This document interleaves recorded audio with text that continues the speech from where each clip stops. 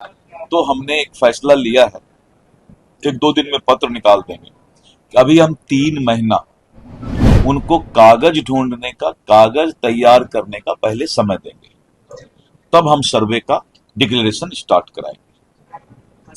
हमारे सांसद श्री पप्पू यादव जी ने भी इस बात को बताया था।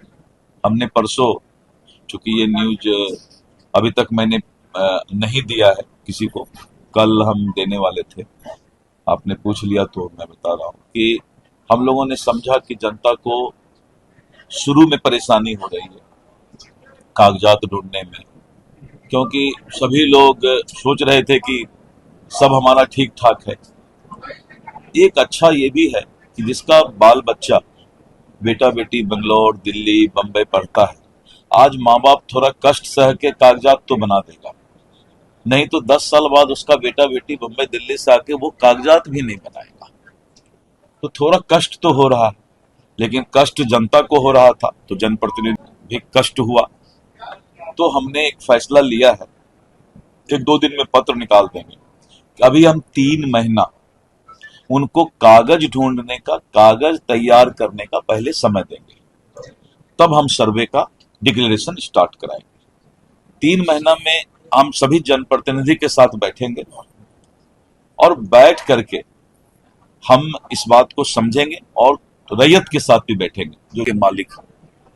और अपने विभाग को भी हमने सभी सीओ को पटना बुलाया, हमने सख्त हिदायत दे दिया है कि अपनी आदत में सुधार लाओ, नहीं तो दिलीप जायसवाल किसी को बकसने वाला है। और विभाग में भी सुधार लाऊंगा, मैं किसी को बकसने वाला नहीं।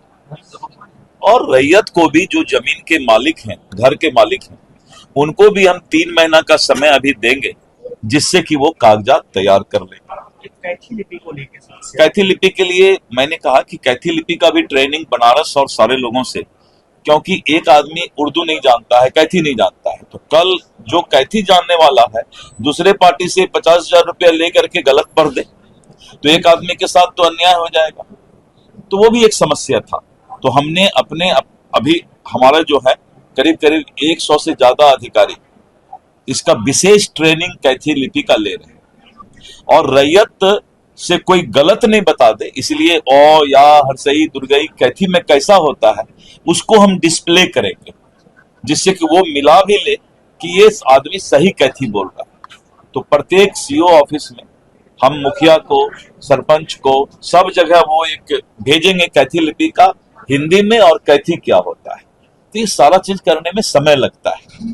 तो ठीक इनका भी आया था ये विचार, मैं देखा इनका जब भी कुछ आता है तो सिंहेश्वर स्थान के लिए बोले, मैंने तुरंत ये किया, राजकीय उसको ये करना था।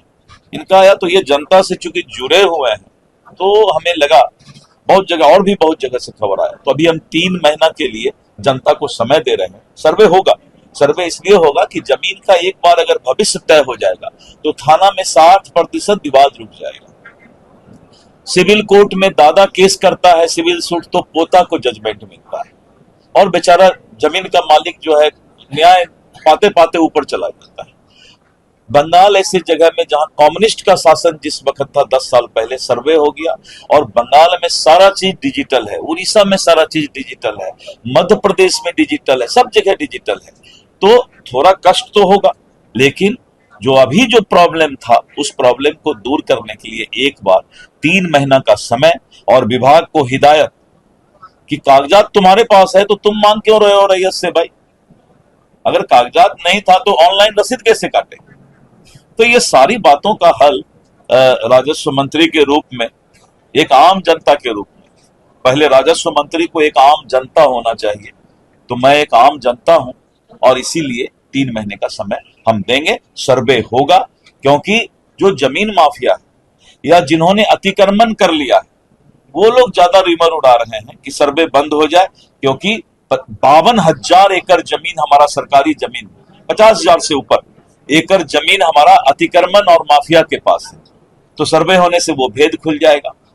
लाखों करोड़ की संपत्ति सरकार की, इसलिए हमने ये कहा है कि सर्वे अगर डीएम का ऑफिस है तो डीएम को भी कराना पड़ेगा, एसपी का ऑफिस है तो एसपी को भी। सभी लोगों को अब जो सरकारी अस्पताल से लेके सरकारी जमीन से लेके सरकारी ऑफिस, सरकारी निवास, अब सबका दाखिल खारिज होगा।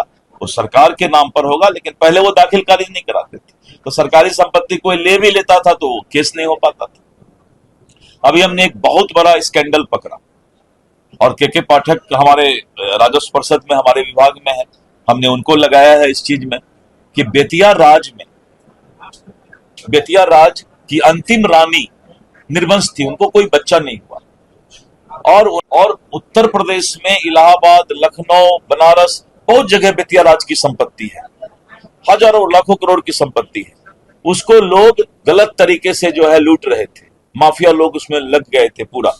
मैंने बेतिया राज के लिए एक नया विधेयक लाने का प्रस्ताव अभी भेजा है कि जहां भी जो केस बेतिया राज का जिस भी कोर्ट में है उसको निष्क्रिय माना जाएगा। ये हाउस पास करेगी कानून, और इस तरह करके जमीन माफिया और अतिक्रमणकारी पर मेरा सीधा नजर है कि उन लोगों को हम बख्शने वाले नहीं हैं। और जो गलत पदाधिकारी है, जो सुधरना नहीं चाहता है, जिसके जेहन में भ्रष्टाचार चला गया है, वो भी मेरे कलम से बचने वाला नहीं है।